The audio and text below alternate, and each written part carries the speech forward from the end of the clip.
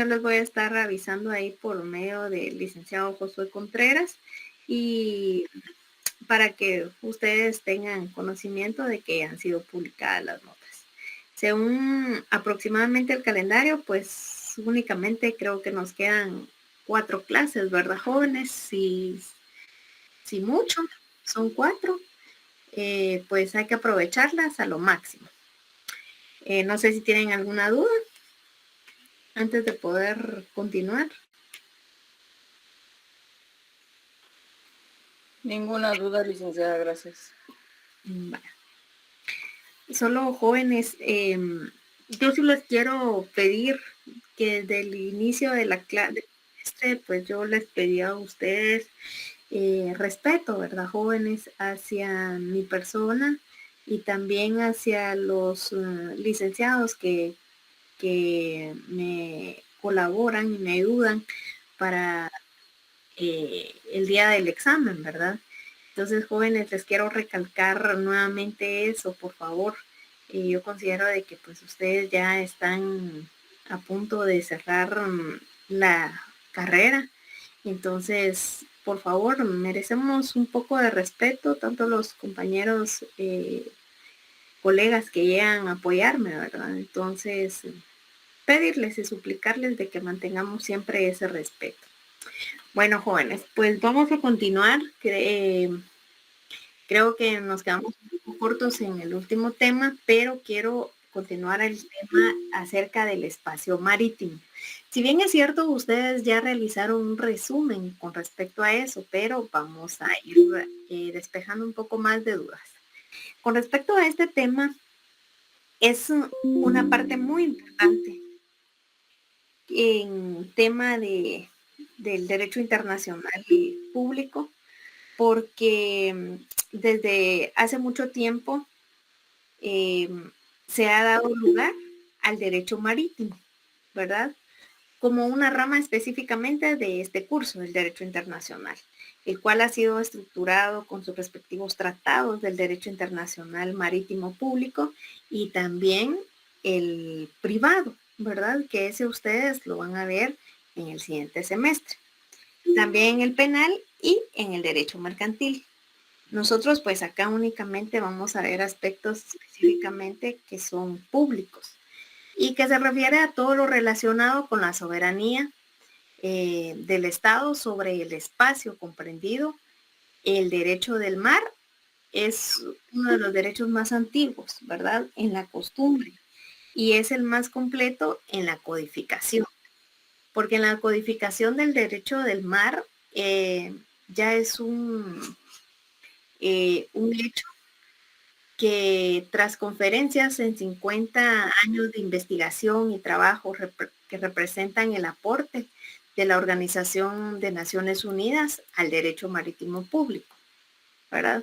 La primera conferencia sobre el derecho del mar de la Organización de Naciones Unidas culminó en 1958 en la aprobación de 4 convenios durante más de 35 años que representaron el derecho del mar vigente. Dichos convenios fueron el Convenio del Mar Territorial y la Zona Contigua, el Convenio sobre el Alta Mar y el Convenio sobre la Plataforma Continental. Asimismo, el Convenio sobre la pesca y conservación de los recursos vivos en alta mar. Guatemala ratificó 2 de dichos convenios, el referente al alta mar, que es el decreto 1494 del Congreso de la República, y el referente a la plataforma continental, decreto 1493 del Congreso de la República, ¿verdad? Dicho de ello, pues, como bien es de conocimiento que vamos a un ejemplo. En el derecho sobre el convenio de la pesca y conservaciones de recursos vivos de alta mar. Acá en Guatemala existe prohibición para poder tener la pesca de de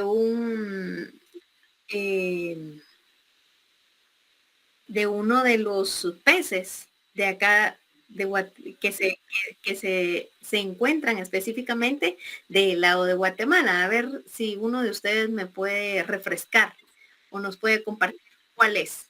Podría ser el pez vela, licenciada. Exactamente, Marco Antonio Rosales. Exactamente. Es el pez vela el que tenemos la prohibición de poder realizar la pesca de ellos, ¿verdad? ¿Y qué es lo que sucede si ustedes vienen y se dedican a la pesca y empiezan a promover la venta de dicho pez vela? ¿Será que no tiene consecuencias? Claro que sí va a tener consecuencias. ¿Por qué? Porque se encuentran convenios referente a ellos, ¿verdad? Entonces, yo he visto personas de que únicamente los pescan únicamente para la foto y luego los devuelven, ¿verdad? Ustedes, pero cada una de esas acciones pues tienen sus consecuencias, ¿verdad? Porque existe esa prohibición de poder realizar la pesca para poder conservar dichos recursos vivos en alta mar, ¿verdad? Bueno, la segunda conferencia sobre el derecho del mar se dio o fue convocada y se dio origen en Ginebra en marzo, de marzo a abril de 1960. Pero acá en esta segunda conferencia no se logró, no se obtuvo ningún logro en concreto.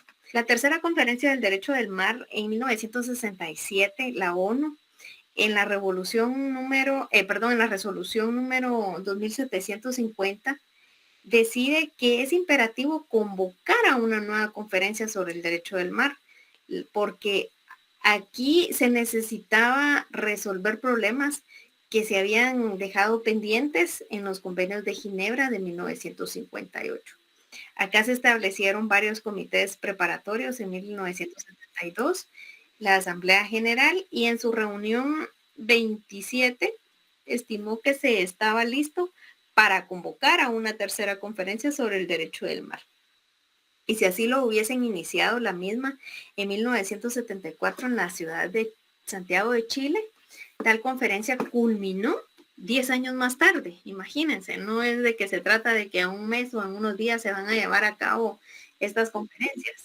Esta culminó 10 años más tarde después de múltiples reuniones preparatorias en Ginebra y también en Nueva York, apoyando el texto final de la Convención sobre el Derecho del Mar. En Nueva York en 1982. Es acá donde se elige la ciudad de Montego Bay, Jamaica, para la firma de tal convención, la cual se llevó a cabo el 10 de diciembre de 1982 y recibe el nombre de la Convención de Naciones Unidas sobre el Derecho del Mar. Esta Guatemala la ratificó en 1996. El derecho internacional marítimo público vigente expuso distintos contenidos sobre la Convención de Naciones Unidas sobre el Derecho del Mar, CONVEMAR. Dentro de ellas, pues vamos a ver las zonas marítimas, que dentro de el derecho internacional marítimo distingue las distintas zonas o áreas marítimas, por ejemplo, aguas interiores, plataformas continental, mar territorial, mar contiguo, zona económica exclusiva, el alta mar y fondos marinos, también llamados simples zonas, o su andamiaje jurídico para su funcionamiento. Las aguas interiores la constituyen todos aquellos espacios acuíferos contenidos hacia dentro del territorio terrestre a partir de la línea de base, normal o recta, fijada para medir el mar territorial o la zona del mar territorial. Jurídicamente esto se considera como tierra firme. Las bases de mediciones es importante y la referencia fundamental que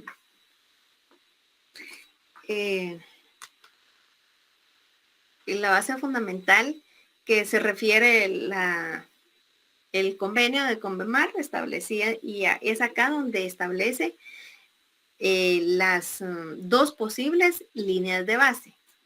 La primera es la línea de base normal, que acá es donde se toma como punto de referencia la bajamar a lo largo de las costas y sigue paralelas a estas respetando sus inflexiones y accidentes geográficos. Este aparece en la carta a gran escala reconocida oficialmente por el Estado libereño. Esto se encuentra tipificado en el artículo 4 de la Convemar. La línea de base recta. Esta sería la segunda, la cual se utiliza cuando la costa tiene profunda abertura y escotadura o que se encuentre una franja de islas a lo largo de la costa y tomando como referencia los puntos siguientes. Como por ejemplo, que se tomen a lo largo de la línea de bajamar más alejada en caso de deltas o de accidentes geográficos naturales. La línea recta no se aparta de la dirección general de la costa. Y también la línea recta no toma como referencia elevaciones que emerjan durante la bajamar o a menos de que se traten de faros o parecidos. También la línea recta no aísla de alta mar o de la zona económica exclusiva del alta mar de otro estado. Sobre las aguas que mencionábamos, el Estado ejerce soberanía sin ninguna restricción y sin ninguna limitación, al igual de lo que lo hace en el espacio territorial terrestre. Se trata de que la soberanía total o plena en todas sus manifestaciones, sin embargo, en 1975 escribieron antes de adoptar la Convemar, pero todavía son válidos todos esos comentarios que se enumeraron anteriormente, ¿verdad? Entonces, acá dentro de la Convemar, pues existen excepciones de las cuales son admitidas y que se consideran que en general pueden ser aplicadas y ejecutar dentro de algunas leyes la integridad o la búsqueda mercantes de los extranjeros que se encuentran en aguas interiores, ¿verdad? Entonces, así como tenemos también ese límite territorial, también lo tenemos por la vía marítima, ¿verdad, jóvenes? Como les indicaba. En aguas internacionales o aguas fronterizas se le llaman también, ¿verdad, jóvenes? Entonces, este es un tema de que posiblemente ustedes digan, ay, pero este tema o este curso del derecho internacional se le da muy poca importancia. Pero créanme, jóvenes, que no. Acá en Guatemala son muy pocos los abogados que que se dedican a esta rama del derecho, porque el derecho marítimo, ¿verdad, jóvenes? Son muy pocos los abogados, de lo cual, pues, es una rama muy importante, ¿verdad, jóvenes? Porque ustedes van a ver en el derecho internacional privado, ahí van a ver la importancia de todo este curso, porque, por ejemplo, con la mercancía, ¿qué es lo que sucede si sucede un accidente dentro del alta mar, pero que está dentro de ese accidente sucede pasando por este país, ¿verdad? Pero se encontraba en aguas guatemaltecas o en otras áreas internacionales. Entonces, sí tiene mucha importancia. Por eso, jóvenes, yo siempre les comparto y los insto a que ustedes sigan estudiando un poco de lo que platicamos acá en clase, ¿verdad? Porque para que no se queden ustedes únicamente con lo que se platica acá en clase. Bueno, vamos a resumir un poco de tantos casos que se han dado a nivel de aguas marítimas o del derecho del mar. Hablemos un poco acerca del Canal de Panamá. Durante el siglo XIX se hicieron los primeros estudios y proyectos para construir un canal en Centroamérica y se consideró como puntos ideales Panamá, el cual se encuentra el canal en la actualidad, ¿verdad? y también Nicaragua. Acá se pretendía utilizar el río San Juan y el lago de Nicaragua y también México en el Golfo de Tehuantepec. En el año de 1850, Inglaterra y Estados Unidos celebraron el Tratado de Clayton y el mismo, entre otras disposiciones, dispusieron obligarse a construir el Canal de Panamá con derechos iguales, y en 1878 Colombia autorizó una campaña dirigida por Fernando de Lépez a construir el canal. Esta autorización beneficiaba a Francia directamente. En 1898, la compañía de Fernando Lesseps ofrece a Estados Unidos de América el proyecto de construcción del canal, pero este estaba atado por el tratado firmado con Inglaterra, que se dio en 1901. Posteriormente se firma el tratado de Aipausev en Inglaterra y Estados Unidos, por medio del cual se logró una revisión del tratado anterior. Y en 1903, el tratado de Aijarran, Estados Unidos obtiene de Colombia la autorización para poder construir este canal. El Congreso colombiano puso trabas y pues puso algunos inconvenientes, y entonces se recibió la idea de independizar a Panamá de Colombia, ¿verdad? Porque antes como que pertenecía a Colombia, condicionando a obtener la autorización de la construcción del canal. Y en 1903 se produce la independencia de Panamá y se obtiene autorización a favor de Estados Unidos para la construcción de dicho canal, por medio de un tratado que fue considerado como evidente lesivo y a los intereses de Panamá. Se encuentra John Hay en la carta escrita y un senador americano que indicó: usted y yo sabemos muy bien cuántos puntos hay en este tratado que se pueden ser objetados por cualquier patriota panameño. Y originalmente se pensó en Nicaragua como el lugar más apropiado, pero analizaron que habían construido un canal de Suárez. Pensó erróneamente que Panamá se podía construir en un canal a nivel del mar sin necesidad de esclusas. Esta falta de cálculo y apreciación lo hicieron en 1989.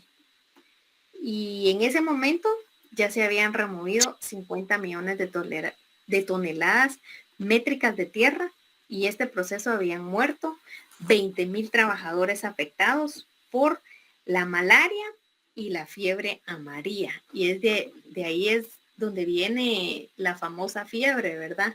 Que se dio en esa época, esa pandemia, porque de tanto zancudo que había ahí, pues ahí se dio la fiebre amarilla al momento de estar construyendo. Imagínense cuántos trabajadores murieron o fueron afectados en la construcción del canal de Panamá.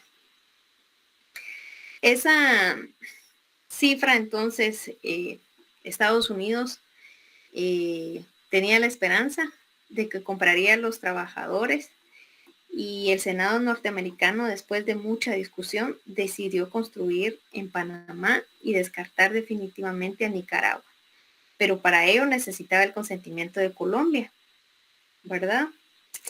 Y para que se pudiera firmar un tratado. El ofrecimiento de Estados Unidos a Colombia consistió esencialmente en el pago de $10,000 estadounidenses en oro, más una renta anual de $250,000.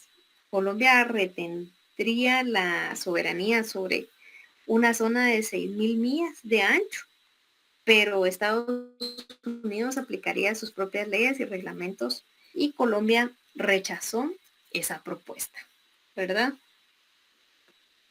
Que recientemente, pues, como han visto las noticias, el canal de Panamá, pues, tuvo una ampliación, ¿verdad? Y el cual hoy en día, pues, Estados Unidos quiere retornar nuevamente quiere obtener nuevamente ese, o quiere apoderarse, mejor dicho, de ese canal. ¿Ustedes cómo lo ven? Abramos hilo en este tema. Jóvenes, ¿cómo ven la decisión o el actuar del gobierno de Estados Unidos en cuanto a querer retomar el poder de dicho canal? A ver, Marco Antonio, cuéntanos. Bueno, definitivamente me parece que ya no, para variar siempre son las guerras comerciales, ¿verdad, licenciada? Lo que le interesa a Estados Unidos y a las potencias mundiales, ¿verdad? Entonces, por supuesto que ya no es viable para ellos, pero ahorita lo que Estados Unidos creo que está peleando es que China tiene el control del canal de Panamá. Entonces quiere retomar, como usted dice, el control del canal de Panamá para ahora mismo que pues Donald Trump con todo esto de los aranceles y que él quiere imponer y que a la vez todas las potencias mundiales se le han volteado económicamente, pues lógicamente él quiere volver a ser el centro nuevamente, pero ya Estados Unidos va a ser difícil que retome ese control que tuvo en algún momento con ese canal, ¿verdad? Nada más. Muy bien, gracias. ¿Alguien más que quiera comentar?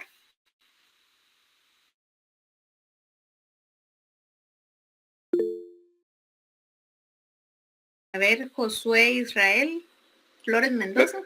Gracias, licenciada. Buenas tardes.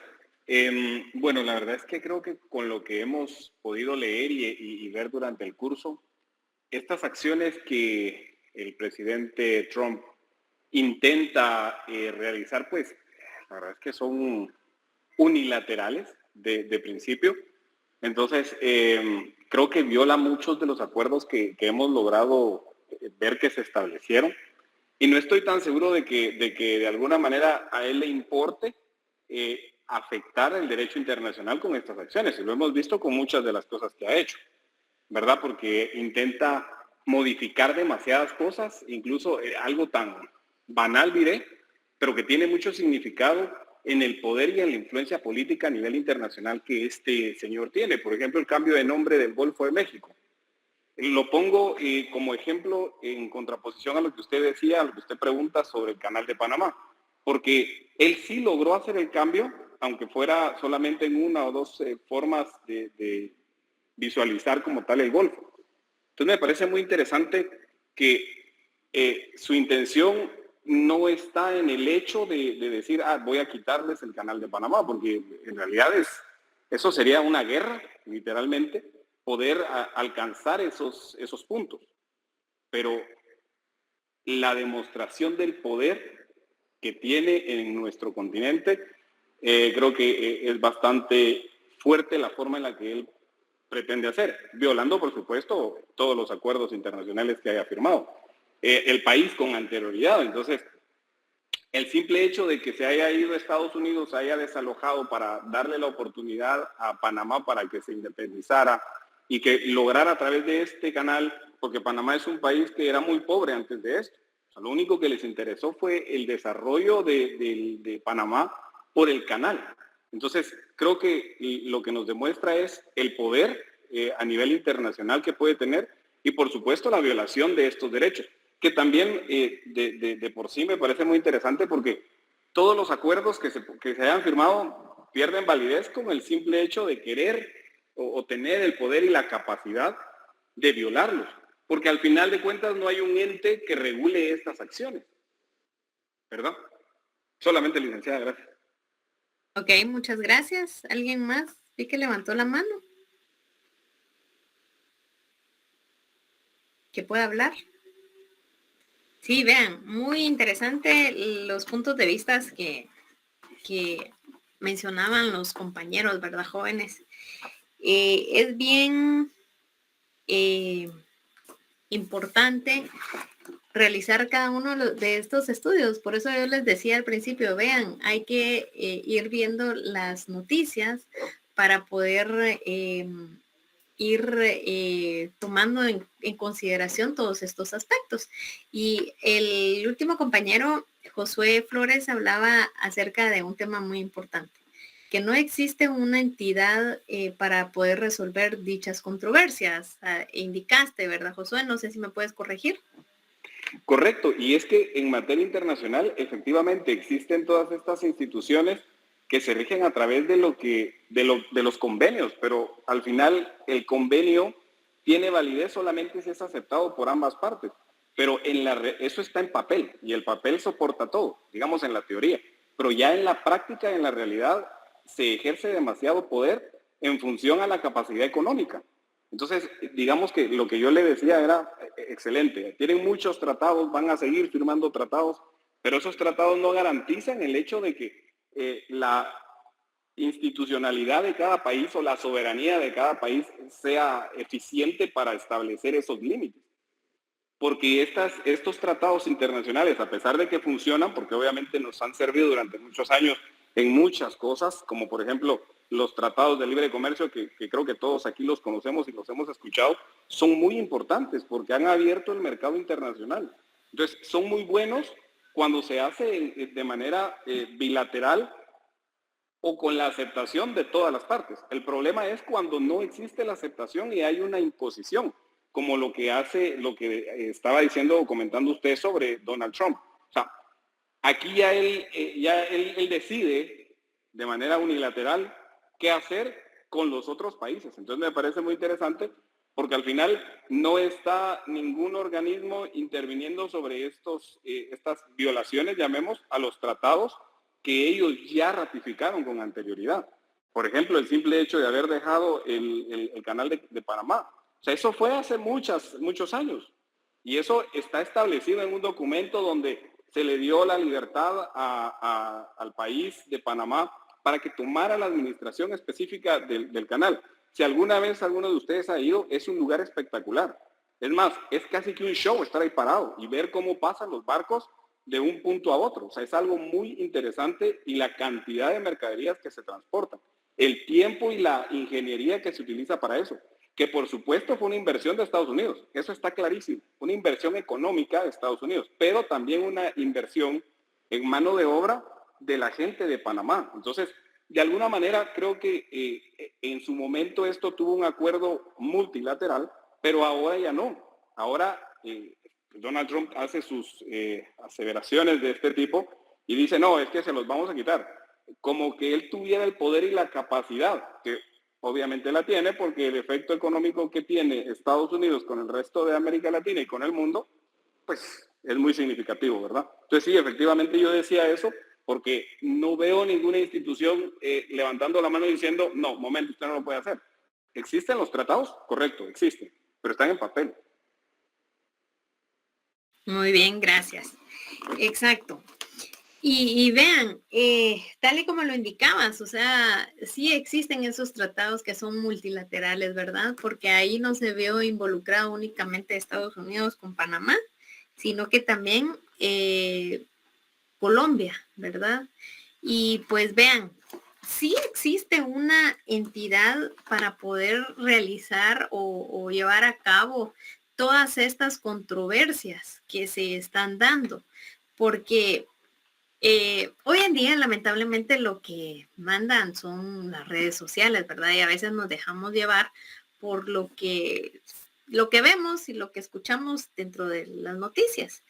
Pero sin embargo, para que se dé esa acción de la cual el gobierno de Estados Unidos quiere realizar, pues no va a ser solo así. Por ejemplo, el país de Panamá, ellos no se van a dejar quitar así el dicho canal. Entonces, para todo esto sí existe un tribunal del mar para poder llevar a cabo e ir a invocar todos esos derechos que les están violentando o los tratados que se están violentando entre dichos estados. Y por ello es el Tribunal del Mar. Este es un órgano internacional privativo que agota los medios pacíficos previstos en el derecho internacional. Y pues la Carta de Naciones Unidas las pueden acudir al Tribunal Internacional del Mar para poder solucionar este tipo de conflictos. Fíjense que según me comentaban algunas personas de allá de Panamá, ¿verdad? Ellos dicen, no nos vamos a dejar quitar el canal de Panamá y todo. Sinceramente, para poder dilucidar todas estas controversias, sí existen este tribunal, pero que se respete, tal y como lo indicaba el compañero anteriormente, ya es otra cosa, ¿verdad? Ustedes, porque según comentaba y he visto también algunos medios de comunicación que informan que ya se encuentra personal de Estados Unidos dentro de las instalaciones del canal de Panamá. Esperemos en Dios de que no vaya a ser como una intervención o que lo vayan a querer tomar a la fuerza, ¿verdad, jóvenes? Porque imagínense qué caos se volvería en el ámbito del comercio, tal y como lo indicaba el compañero Josué, pues ir a ese canal y ver todo ese show, que cómo es, que imagínense, uno se queda admirado de que cómo es posible que sin tanta maquinaria, sino que fue únicamente la mano de obra de muchas personas que perdieron la vida, se llevó a cabo la construcción de dicho canal, ¿verdad? Y ver cómo el funcionamiento de todo ello es impresionante, ¿verdad? Pero sí existe y legalmente, pues se podría decir de que sí se pueden llevar a cabo dentro de este tribunal. Primero que pueden llegar pues la Convemar da esa opción de poder agotar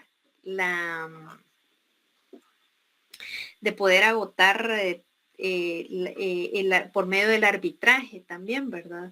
Para poder solucionar todos esos problemas que son en el ámbito del mar, ¿verdad, jóvenes?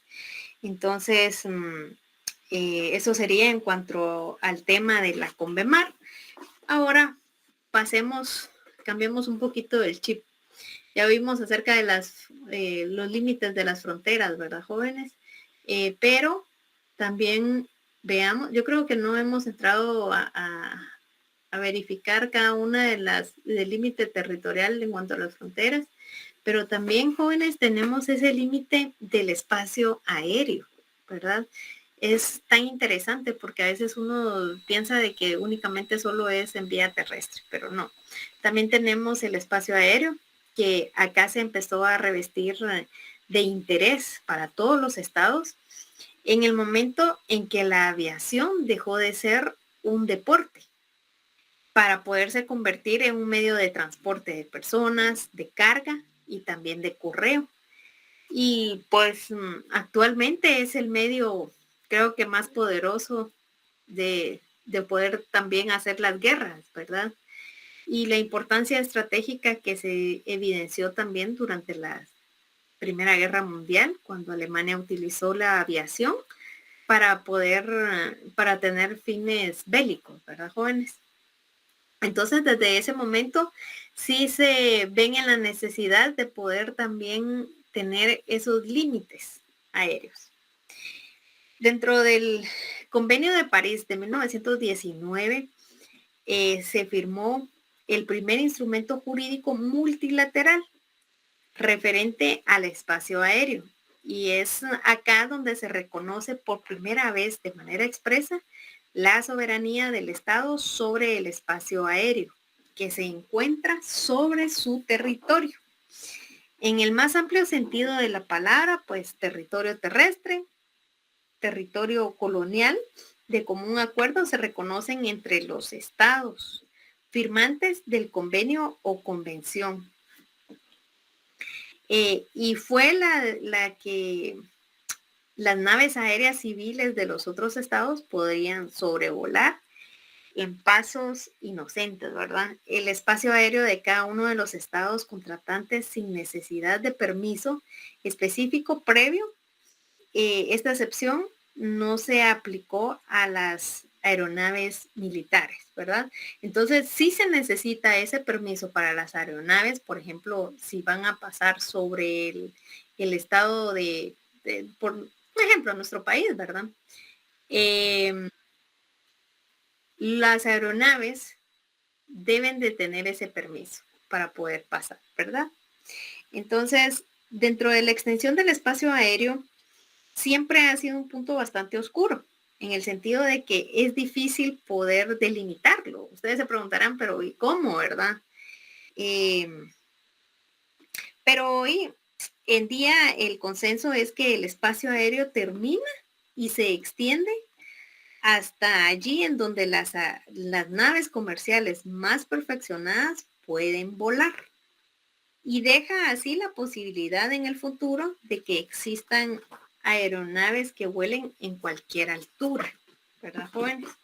En este punto, teóricamente, pues comienza el espacio espacial o extraatmosférico. Esta extensión, de conformidad con las posibilidades modernas, se situarían entre los 55,000 y 60,000 pies de alturas, ¿verdad? Es así como se miden esos límites aéreos. Estos pies de altura de vuelo de los Concordes y de los aviones militares. Pero sin embargo, para poder obviar estas imprecisiones y divergencias que se han postulado como límite máximo y comienzo del espacio ultraterrestre, se ha fijado una altura de 90 a 100,000 kilómetros. Este punto de vista tiene la ventaja de fijar con certeza un límite aplicable a todos los países que permiten determinar con suma facilidad si un objeto dado se encuentra en el espacio ultraterrestre o bajo la soberanía estatal, ¿verdad? Durante el periodo comprendido de 1919 y 1939, los países europeos, como lo es Inglaterra, Francia y Alemania, a la cabeza desarrollaron la aviación comercial en todo sentido. Recursos técnicos, aviones perfeccionados, recursos terrestres, aeropuertos y aeródromos. Recursos humanos, tenían los pilotos, ingenieros, personal de apoyo, etc. Todos estos recursos económicos y por consiguiente se encontraban en posición privilegiada para la explotación comercial del espacio aéreo. Entonces, la aviación se convirtió en una industria de propio derecho con sus propias necesidades de expansión. Y es de ahí que los estados sostenían la teoría de que el uso aéreo para fines comerciales debería de gozarse de la libertad completa, es decir, no debían poner restricciones de permisos, ¿verdad? Para poder sobrevolar sobre un país y tampoco controlar las frecuencias ni la capacidad y mucho menos los controles financieros de tarifa. Pero sin embargo, los Estados americanos,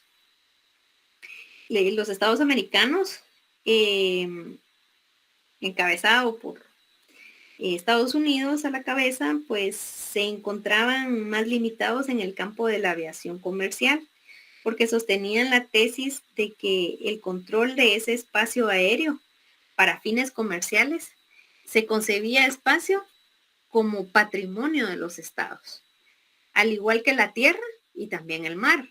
En la actualidad se está imponiendo distintas tesis de los cielos abiertos, ¿verdad? No sé si ustedes han escuchado, con Estados Unidos que ha abierto su territorio en ese sentido. También tenemos en 1944 se llevó a cabo la firma del convenio multilateral llamado Convenio sobre Aviación Civil Internacional. En este convenio se formalizó la expectativa de cómo se debían de establecer un organismo especializado o un organismo de aviación civil interna, ¿verdad?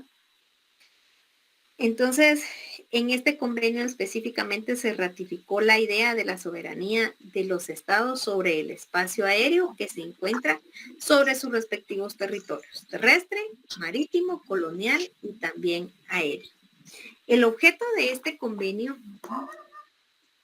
era un objeto fundamental como poder regular y también reafirmar la soberanía de los estados sobre su espacio aéreo, estableciendo los principios. Vamos a ver, micrófonos jóvenes. Ahí está. Les decían de que el objeto principal o fundamental de este convenio era regular y reafirmar la soberanía de los estados sobre su espacio aéreo, estableciendo principios generales bajo los cuales se desarrollaría la aviación civil comercial. Y dejó a cada estado el poder absoluto de poder establecer las bases que deberían observarse para hacer uso comercial del mismo. Acá se tuvo, pues, como objeto la fundación de una organización internacional llamada Organización de Aviación Civil Internacional, que esta es la encargada de velar por la seguridad de la aviación civil comercial y a este fin se le dotó de una comisión llamada Comisión de Aeronavegaciones, llamadas o para poder llevar a cabo estudios permanentes para ir mejorando las operaciones de la aviación civil comercial y garantizar una máxima seguridad, ¿verdad? Entonces, para eso fue creada específicamente o el objeto principal de este convenio de Chicago, que fue firmado en 1944. Entonces, asimismo, este convenio pues hace referencia a aeronaves sin pilotos, cabotaje, zonas prohibidas, aduana, aeropuertos, control de enfermedades, inspecciones aeronaves, registros y nacionalidad de aeronaves, licencias al personal, entre otros, ¿verdad? Entonces, todo esto se encuentra establecido en dicho convenio y se los dejo para que ustedes lo lean porque sí es bien interesante acerca de todo lo que establece ahí, las restricciones y los derechos y obligaciones que les genera a cada uno de los estados. La Organización de Aviación Civil Internacional, pues esta es una organización que es el máximo órgano de cuestiones referentes a la aviación civil comercial internacional en su aspecto específicamente comercial civil. Y es que busca la seguridad de ellos. La sede de esta se encuentra en Montreal. Forma parte de ella la totalidad de los estados que conforman la comunidad internacional. Entonces, dentro de esta organización se encuentra organizada por Asamblea General, Consejo, Comisiones de Aeronavegaciones y Secretaría General, ¿verdad? Pues esta es una organización intergubernamental cuyos miembros tienen estatutos diplomáticos beneficiándose a todas las inmunidades y privilegios también diplomáticos, ¿verdad, jóvenes? A ver, Pamela, levantó la mano. Pamela Gómez. Buenas noches, licenciada. Solo con una duda. ¿Qué significa cabotaje? Y si debemos de leer el convenio de Chicago. Claro, jóvenes, que lo deben de leer, porque si lo estamos tocando en tema y si nos ponemos a analizarlo acá, pues creo que nos llevaría mucho tiempo, ¿verdad? Ahora bien, con tu otra pregunta de lo que qué significa cabotaje, pues cabotaje o debemos de entender por la palabra cabotaje, ¿verdad? que es la navegación de un barco entre distintos puertos, ¿verdad? Eso significa. Gracias, licenciada. Bueno, continuando. Entonces, existe también esta organización para poder llevar a cabo algunas controversias, cuando se llevan estas controversias de tipos aéreos, ¿verdad, jóvenes? No sé si tienen alguna duda o podemos ir continuando. Esto sería específicamente en el tema del derecho aéreo, ¿verdad? Del espacio aéreo. Ahora también podemos hablar acerca del espacio extraatmosférico, el espacio espacial. Acá, dentro del derecho internacional, todo lo relativo al espacio extraatmosférico se encuentra en formación todavía. De otra parte, a nadie se le escapa la importancia del mismo en la vida moderna, ¿verdad, jóvenes? A esta rama del derecho se le ha dado varios nombres, como por ejemplo, derecho interplanetario, derecho astronáutico, derecho interastral, derecho sideral, derecho cosmonáutico, derecho extraterrestre, derecho ultraterrestre y derecho espacial. El espacio extraatmosférico o ultraterrestre se utiliza para las comunicaciones, específicamente para el espionaje, para realizar algunas investigaciones de recursos naturales que coadyuvan a la meteorología, ¿verdad?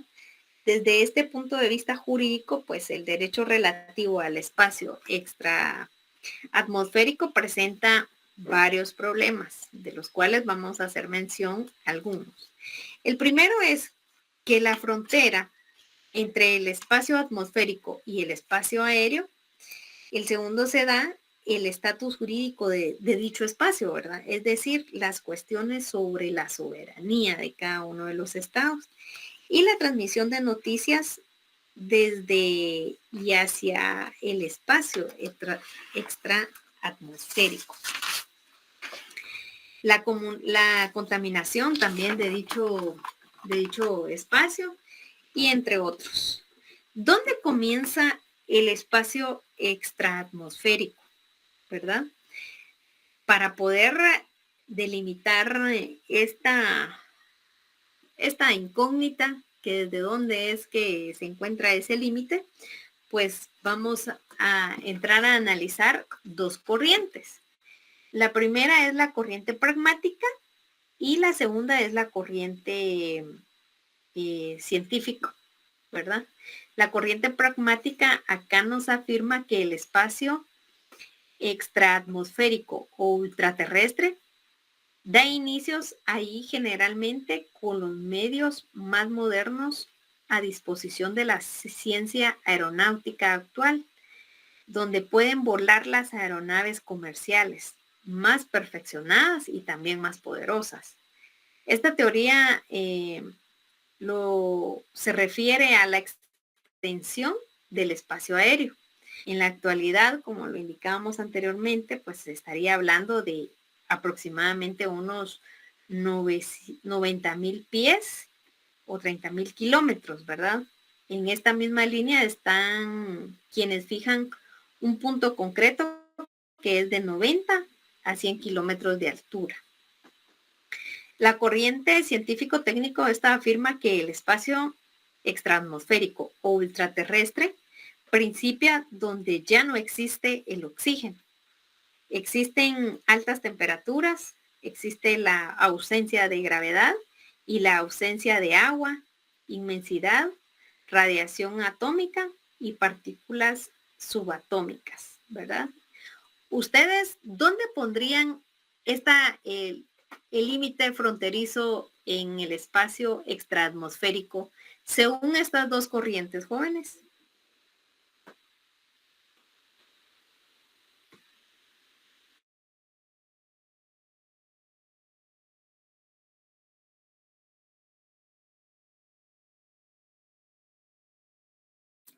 En la atmósfera, porque según dice el texto, principio donde ya no existe oxígeno.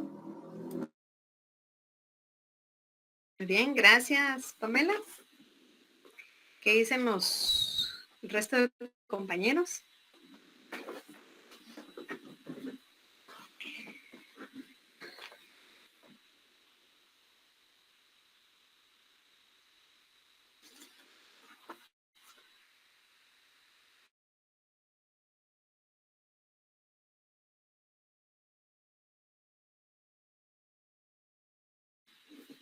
Se los dejo ahí que ustedes analicen estas dos corrientes.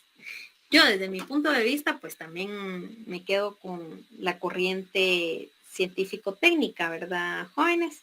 Que es, para mí, que es hasta donde se termina, donde ya no existe ese oxígeno, ¿verdad? Donde se da la ausencia de la gravedad, podría ser, ¿verdad?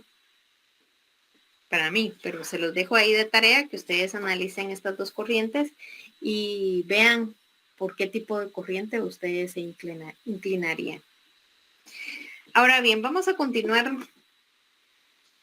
con la adquisición del territorio. Esto creo que ya lo habíamos visto así un poco en temas, el primer tema del primer examen parcial, cómo se puede adquirir el territorio, o mejor dicho, la soberanía que se puede extender en la aplicación de cualquiera de los medios jurídicos, ¿verdad? Acá tenemos dos formas en cuanto a la apropiación con la intención de adquirir una soberanía en un territorio que no se hayan en tal momento sometidos a otras o que no se encuentren sometidos a otra soberanía de otro territorio, ¿verdad? Aunque esté poblado. Acá tenemos, por ejemplo, la accesión, que es el incremento del territorio en virtud de nuevas formaciones. Por ejemplo, la formación de islas, formación de tierras por desembocaduras de ríos, o también por la misma obra del hombre, como por ejemplo los canales de Holanda, que de ahí pueden ser artificiales, hechos por el hombre, naturales y hechos por la naturaleza. Aunque ustedes no lo crean, sí se dan estos tipos de situaciones que son artificiales, ¿verdad? Hay lagos que son artificiales.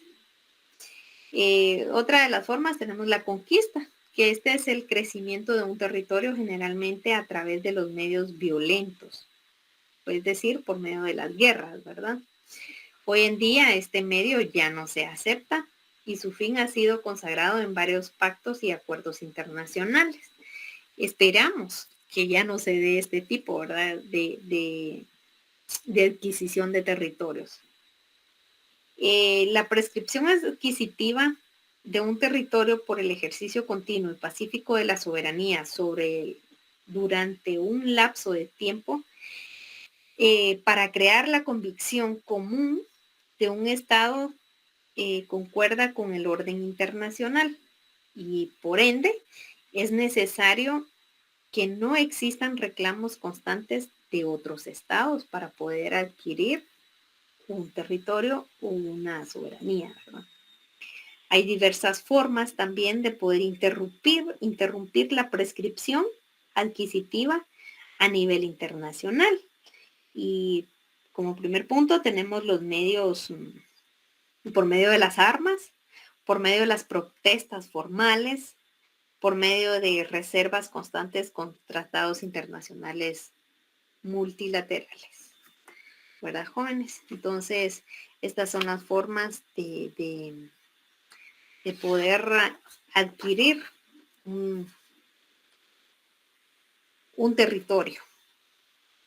También tenemos como otra de las formas de poderlas adquirir sería de los derivados, que dentro de esta clasificación derivados tenemos la cesión, que la cesión significa la transferencia de un territorio por un estado a otro estado.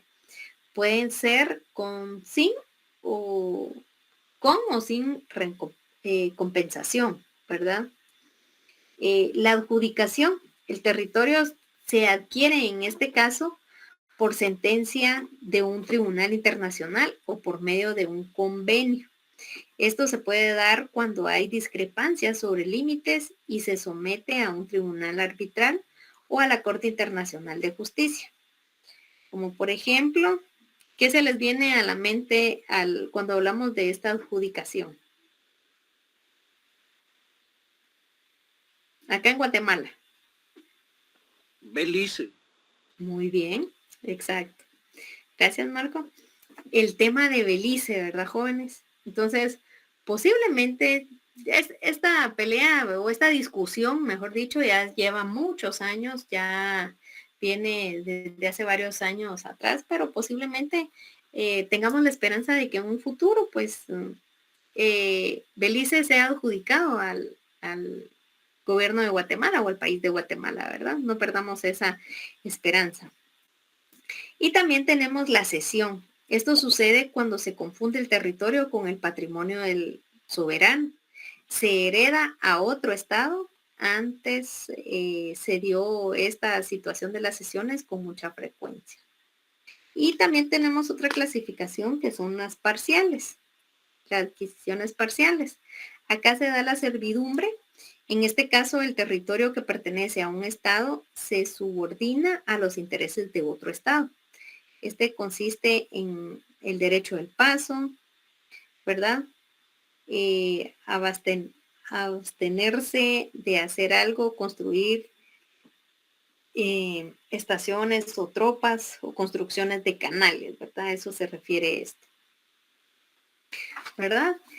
Entonces, para poder continuar, y creo que nos vamos a enfocar en acerca de la adquisición derivada que se da específicamente la adjudicación, que esperamos en Dios algún día poder tener esa adjudicación a este territorio. Y vamos a continuar con el tema de el territorio de Guatemala y sus delimitaciones. Nos vamos a quedar acá. Vamos a continuar el siguiente día de clase con este tema para poder ir avanzando e ir viendo las limitaciones territoriales que tiene nuestro país específicamente, ¿verdad? Entonces, a ver, Marco Antonio. Licenciada, como pues podemos observar, como usted bien nos comentaba a principio de clase, este periodo, esta unidad es bastante corta, ¿verdad? Según publicado en la facultad, pues el 16 de mayo ya tenemos el primer parcial, que se hubiera sido un día de clases de usted. Eso quiere decir que la siguiente clase con usted y una más serían las últimas que tendremos con usted, ¿verdad? En donde tendríamos que abarcar la mayoría de temas.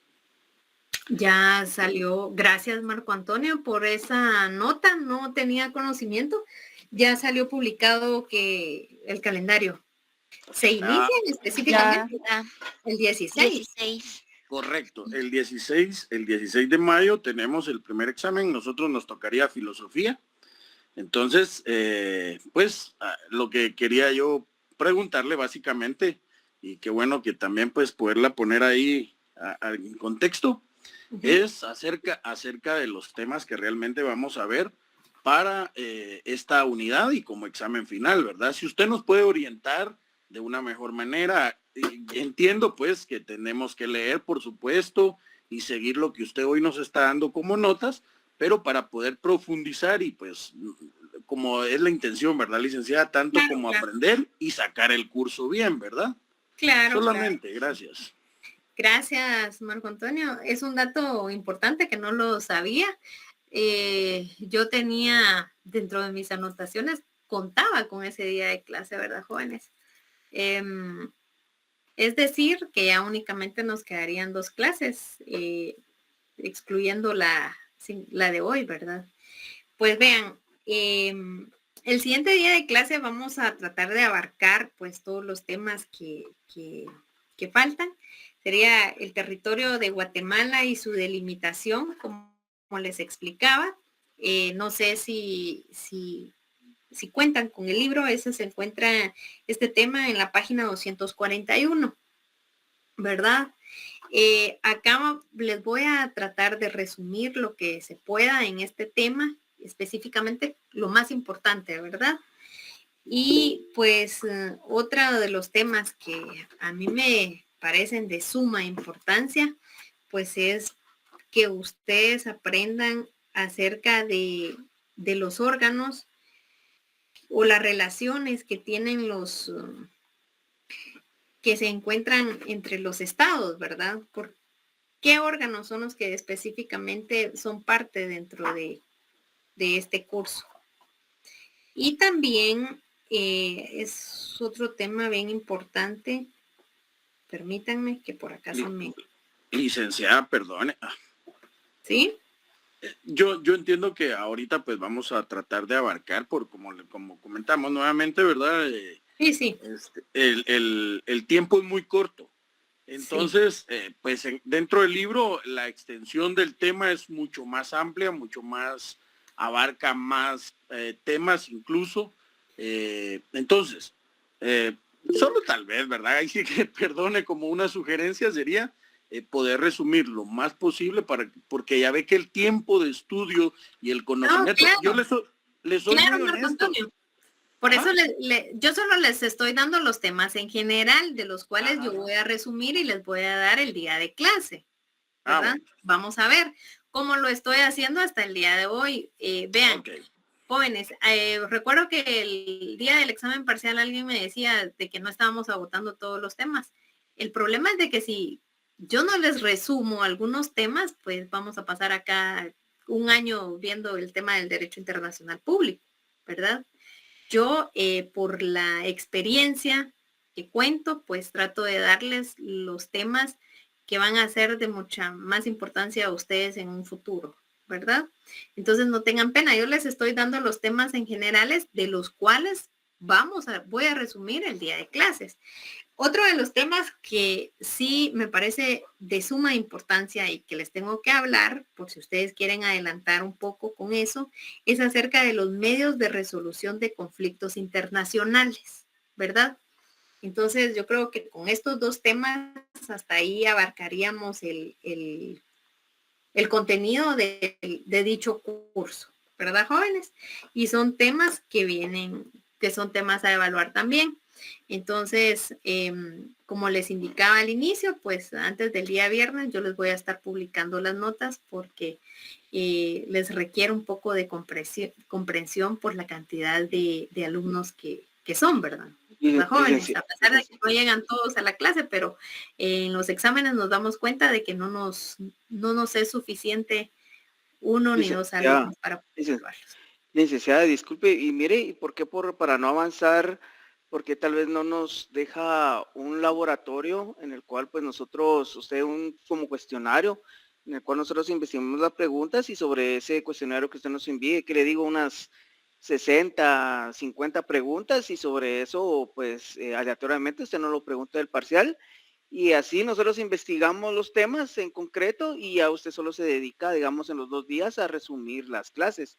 De esa manera nos ayudaría. No tengan pena, el día viernes yo les voy a estar compartiendo una diapositiva con los temas específicos que vamos a tener para evaluar, para que ustedes tengan el fin de semana ya para que empiecen a estudiar, ¿verdad?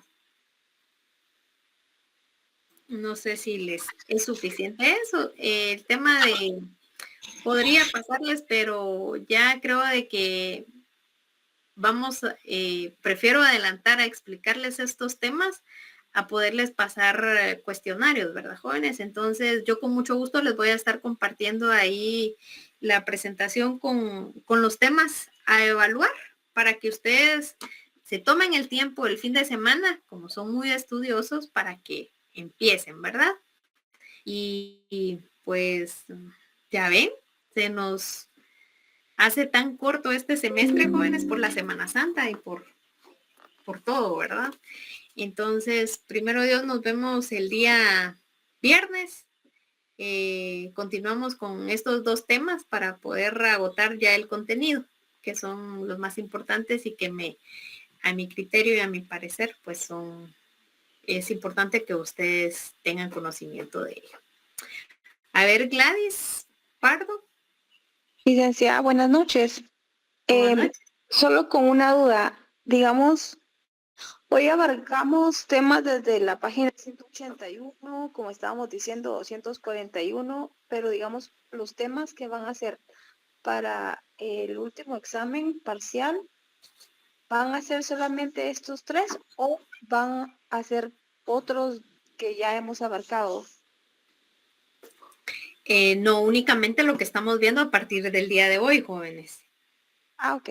Yo para empezar a leer, licenciada, muchas gracias. Sí. Vean, a pesar de que ustedes ya cuentan con el libro, se van a asustar porque son muchas páginas. Tomen nota de lo que yo les estoy hablando, de lo que hablamos acá en clase. Esos temas en específico son los que evaluamos, si ya se pudieron percatar en exámenes anteriores, ¿verdad, jóvenes? Entonces, por favor, vayan tomando nota. Bueno, les deseo una feliz noche y nos vemos el siguiente día de clases el próximo viernes.